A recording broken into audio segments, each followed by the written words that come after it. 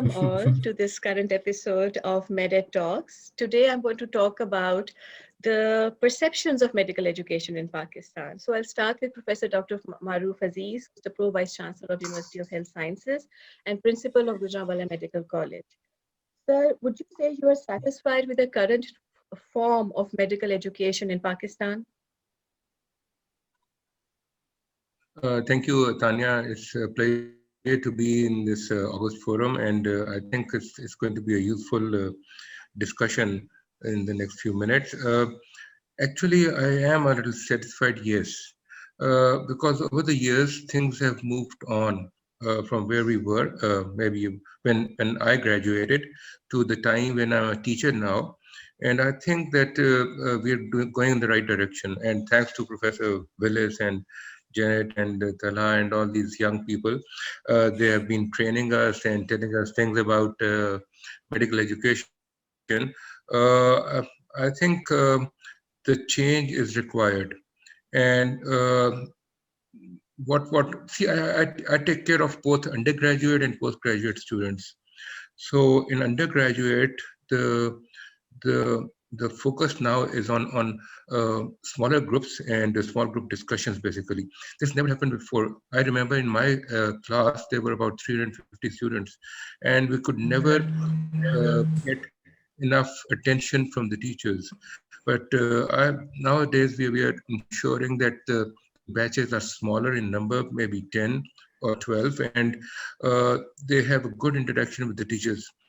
Also, the newer techniques of teaching that we are practicing these days, like problem-based learning and flipped classrooms, I think that is the way to go. I think that is a very useful method of teaching.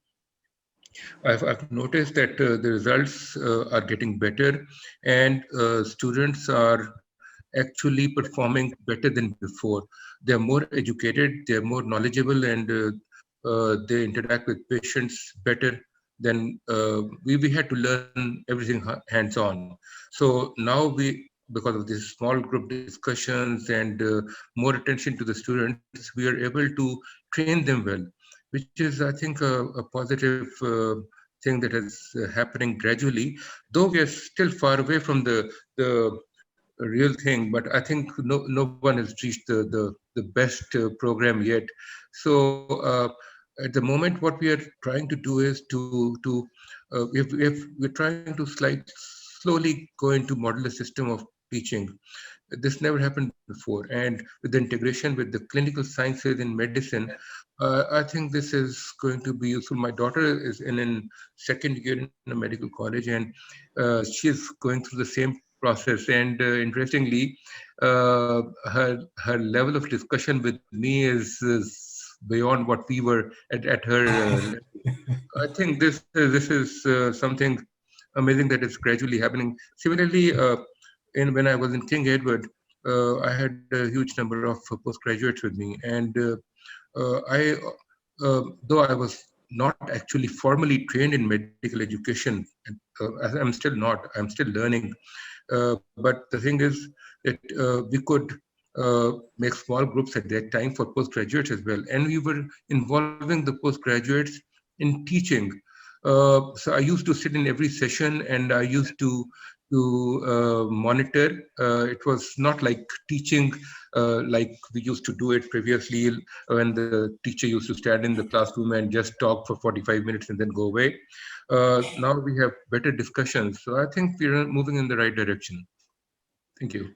Thank you. That's a very optimistic view coming from a person in a position where they can make a difference. So it's nice to hear. From an international perspective, what are your thoughts, Ian? Thank you, Dr. Tania. As you said, we've been coming to Pakistan for 10 years, and I think I can say for both Dr. Janet and myself, the reason we keep returning is that people are responding and taking up some of the challenges.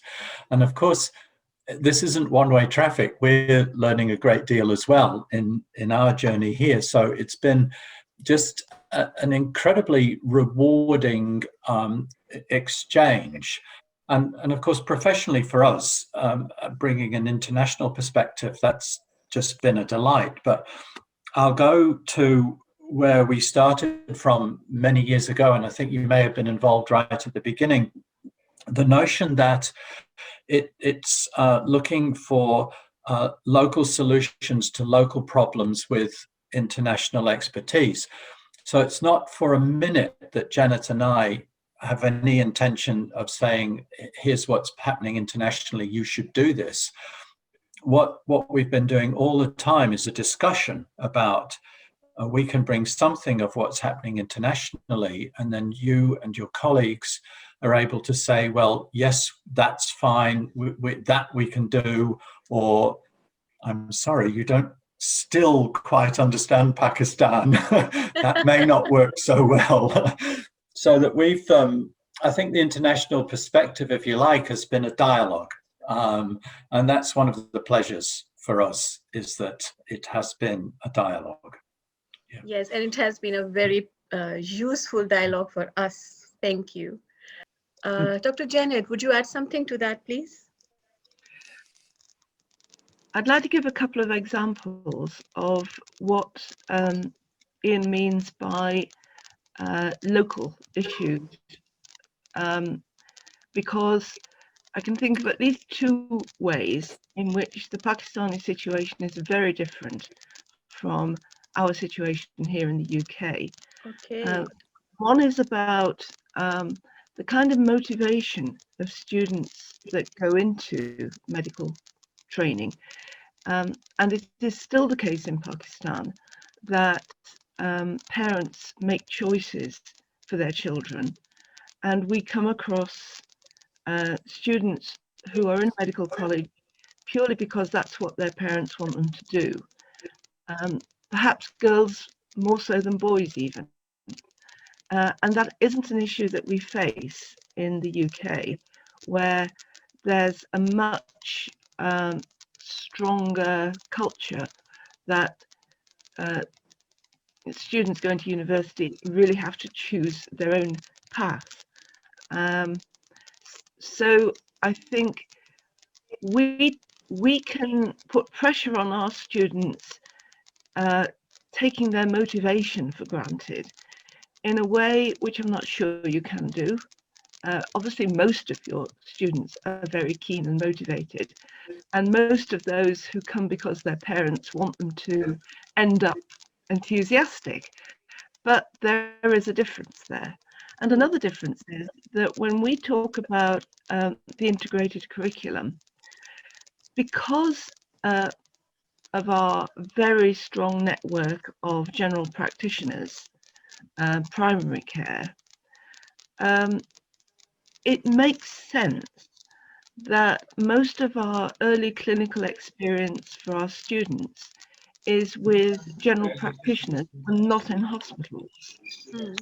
So there's been this big move towards community-based clinical practice, at least in the first 2 or 3 years.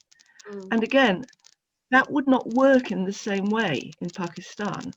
If you're looking for early clinical experience, that might still need to be hospital-based. In a way, it's wrong for it to be hospital-based in the UK, because that's not what most students are going to end up doing, and it's not where most patients end up interacting with medical staff. That's with general practitioners. So being aware of the context in which healthcare works in the country, I think is really important when you're planning the overall curriculum.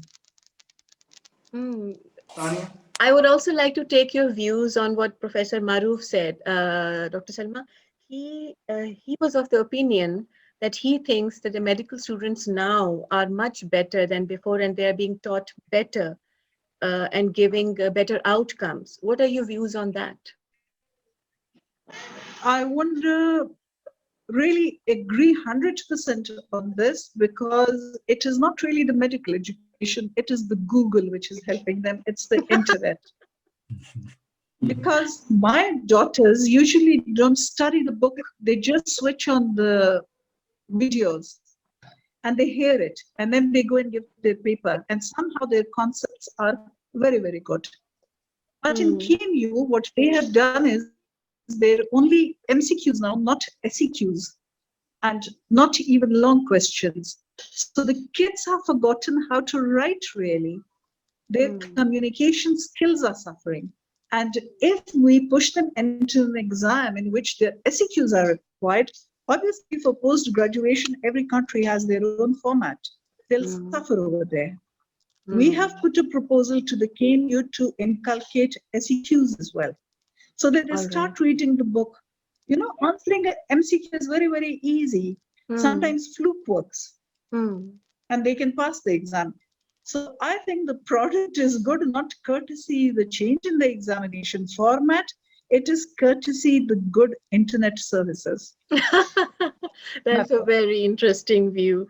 Dr. Talha, the other day we were discussing how there is a large, substantial group of educationists who actually believe that the level of the education itself, the quality of medical education has deteriorated, and they kind of reminisce about the good old days when the teachers were so dedicated and the students were so hardworking. Could you expand more on that point, please? Yes, what we discussed was that many of our colleagues believe that once previously that medical education has got nothing to do with the teaching. It's a skill which is probably inborn or which can be acquired, but it has got nothing to do with the medical teaching. It can be learned, and even when there was no concept of medical education, we had some very good teachers and some teachers who did not know how to teach well. And even after introduction of this concept of medical education, there is no change amongst the teachers. Those who were previously teaching well are still teaching very good, and those who were not previously teaching well are still not teaching well. So this is actually just a fashion trend, and colleges have started using the word medical education, and people are selling their certificates of medical education, but actually it's making no difference to the teachers. This is what many of us believe. Professor Marrof smile tells me that he wants to say something to that. Sir. Thank you, Tania. Dr. Talha. I have just two comments on what Dr. Janet just said. The difference between medical students in UK and Pakistan, basically, see, we just rely on certain exams and the numbers and the percentages that they get in those exams, and then we just get them in the medical colleges. We do not have an aptitude test or anything of the sort at the moment. But gradually, Talha, or you too, things are actually moving in the right direction. See, curriculums are being revamped everywhere. And see, medical education, we have to actually learn it, how to teach. See, the things have moved so fast with media and everything.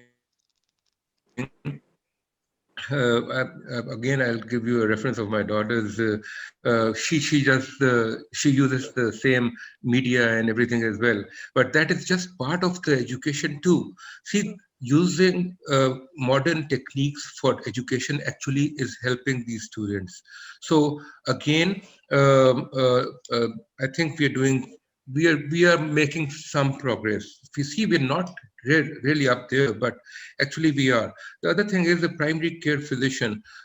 See, at University of Health Sciences, Tania, for your information, this is the first time that I have set up a family physician or primary care department in my medical college. This has not happened in this 120 million population of Punjab at the moment, but we are the only one who have just started it. I would like a response from Dr. Salma because she is also heading an institution. Does she find any difference in the teaching methodology among the teachers with a medical education background and those without a medical education background? Does she find any difference among those? Like I said, Dr. Talha, obviously, who have a medical education background should be good teachers. But here in KPK and in Ahmedabad, we have dearth of teachers who have had courses or certification. In my institution, there are only 4 teachers who have this degree. And when we take teacher assessment appraisals back from the student, actually they're the same as other teachers. So I Oh, cannot really give you a that very is so objective answer. interesting. That is, Ian, Dr. Ian, what do you have to say to that observation that the feedback she has received of the teachers with the and without medical education backgrounds has been similar? Thank you. I think that the first thing I would want to know is what were the questions that were asked?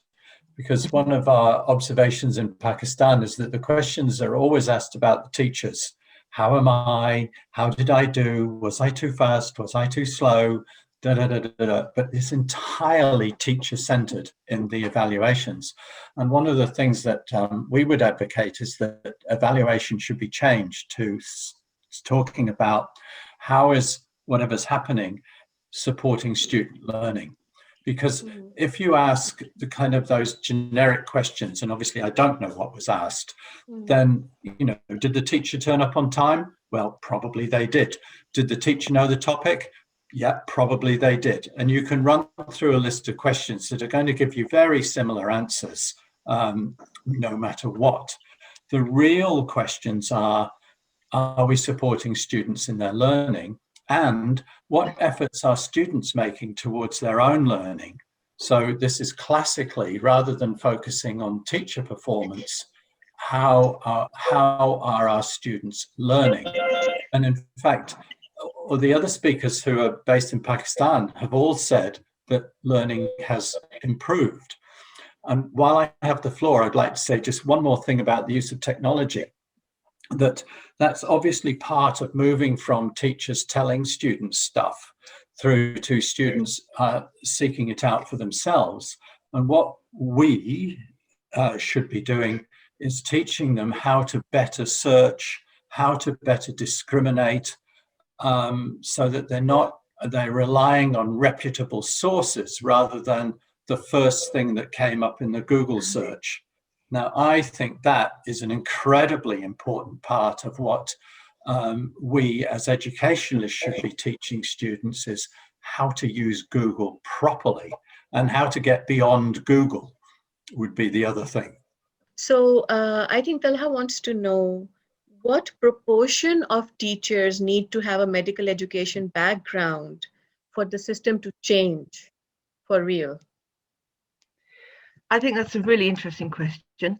And again, it depends, is the answer as always, because it would depend a bit on how senior those teachers were and how much influence they had on members in their own department.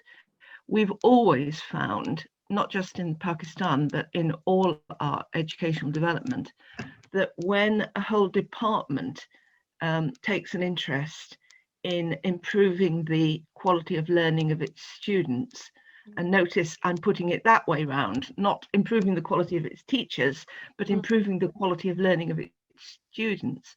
If a whole department is committed to that, then there will be a change. If you get one junior teacher who's been on a course and gets enthusiastic, it is very, very difficult for that teacher to make a huge difference. His or her own students might well notice the difference, but actually that person might encounter some resistance from students, because the kind of training that Ian and I do actually implies that the student's going to have to work harder. And some students are very happy sitting there being lectured at. So I think the next important step is systematic change. And we heard some examples there from Dr. Marrof. And that was, first of all, where do the leaders pay attention? And then I would take that the next thing that collectively we need to do, and this was alluded to, is policies that mandate or reward different patterns of behavior. And if I used evaluation as an example, because that came up earlier, that would be, let's say, any institution could simply say, we will have regular evaluations and they will take this form. Now, that's something that no amount of medical education for an individual lecturer can enact, but leaders can enact that. And I think that there's a number of important initiatives that leaders of institutions can put in place to support the changes that are happening at the moment more at an individual level. All right, last question I'll ask everybody. Do you think teachers are born or are they made or trained? Janet. I think you can train people to be better teachers. Even if they have nothing, they're born with nothing. They're born as human beings who can talk to each other. You know, there was a big movement in the UK, I think not just in the UK, everywhere, about teaching excellence. And I always used to say, as an educational developer, I'm not trying to produce excellent teachers, I'm trying to produce competent teachers. I think anybody can be trained to be a competent teacher. Now, maybe there is something about the best teachers that we all remember, which is a unique trait of them, their personality or their upbringing. But I think everybody can be trained to be a teacher who helps their students learn. And I think when we talk about born teachers, what we have in mind is the person who loves performing on the stage in front of people. Whereas for me, a lot of good teaching is the thinking, the designing, the thinking about the kind of activities that students should do in order to learn. So it's taking the spotlight away from that performer on the stage. And yes, performers on the stage, probably really good performers on the stage, probably are born, but they're not necessarily the most effective teachers anymore. Interesting. The teachers that we're making, to use your expression, tend to have a broader range of skills. I think the teacher who is seen as a good born teacher are often brilliant in one dimension. Interesting, yeah. And not necessarily the best person for a wide range of students under different circumstances. And I think what we're after is well-rounded teachers who can deal with lots of students. And actually, most of our work is with the students who are not quite good enough. There's a whole bunch of students who are going to do fine, doesn't matter what we do. Yeah. And there's a few students who are not going to do anything because they won't work. And most of our impact is aimed at those students who are, with help, will be fine. And that requires, in my view, a broad range of skills, which is what we're after. I was saying I agree with Janet. Actually, we don't know whether I'm a born doctor or a born teacher. It is, we have to work on it. And we have to, enhance our skills. So I think teaching is also something which is a skill, and we can always brush up on it and improve it. So if you work on it, anybody can be a good teacher. That is it. Agreed. Professor Marrof. The other day, I was attending a teacher's training program on flipped classroom, and I had no idea about it. But when I came out of the classroom, the session afterwards, I think I had learned something. So I think teaching can be. I have been teaching for 30 years, but this was something new. So, and I really liked it. And I think that, we need to learn some new skills as well. And these are all skills. The new methods of teaching, I think it's so important that we learn them and we practice them. And practice makes man perfect, of course. Yes, indeed. Talha, would you like to sum it up and give me your opinion? Yes, I agree with most of you guys.